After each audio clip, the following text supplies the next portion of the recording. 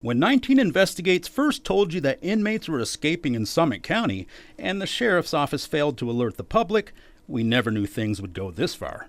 With 96 affirmative votes and 0 negative votes, majority, the bill is hereby passed and entitled. House Bill 23 last week passed the Ohio House of Representatives on the floor unanimously. House Bill 23, known as the Escaped Convict Alert Program, will now move to the Senate floor.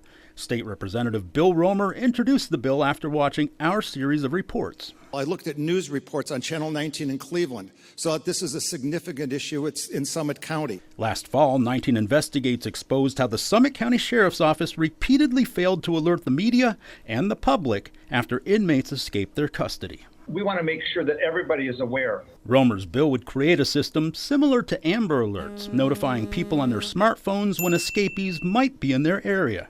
When a dangerous individual escapes from custody, minutes matter. Majority Whip Josh Williams co-sponsored the bill, but he pointed out it won't penalize agencies if they fail to notify the public. It authorizes law enforcement agencies to issue regional alerts at their discretion. In one case, 19 Investigates found the sheriff's office never notified anyone when a potentially dangerous felon escaped more than 3 years ago.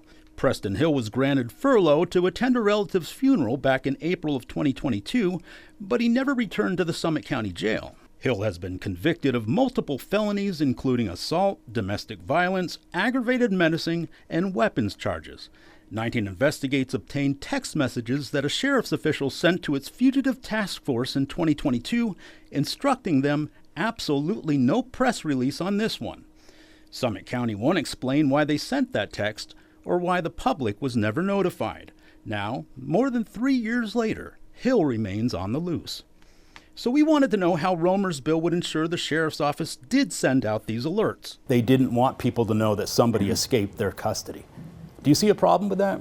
There's going to be so much pressure brought to bear that sheriffs are not going to be able to not report felons escaping. Although the bill's language could change, Romer remains confident his bill will eventually pass the Senate and become law. We believe that this will be implemented across the state. Romer says lawmakers will take a break in July and August, but with 18 more months left in the session, he's hopeful the Senate will pass this bill and the governor will sign it into law. If the bill doesn't pass, it'll have to be reintroduced next year and go through the process all over again. We'll, of course, keep you updated. Mike Mason, 19 News.